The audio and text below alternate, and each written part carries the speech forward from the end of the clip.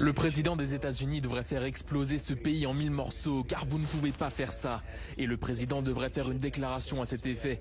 Mais comme vous le savez, vous êtes en danger en ce moment. Vous êtes en danger maintenant à cause d'eux et de leur défiance envers moi.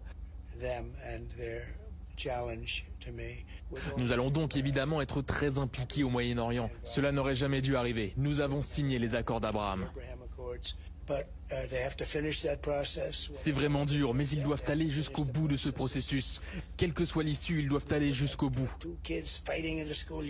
Imaginez 2 enfants qui se battent dans la cour d'école. Parfois, il faut juste lâcher prise un peu. On verra ce qui se passe. Mais Donald, hein, potentiel futur président des États-Unis, on est à peine dans des réactions extrêmes, hein, à peine. Hein. Donc on va peut-être se détendre un petit peu avec Donald Trump hein, quand même, parce que si tu l'écoutes, lui, il propulse carrément tout le monde dans une guerre mondiale, quoi. Enfin, voilà, plus quelque chose qui se cantonne au Proche-Orient, mais rentrer carrément les États-Unis de plein fouet dans le conflit, en réduisant un pays en cendres. Mais il est pas bien, lui. Hein.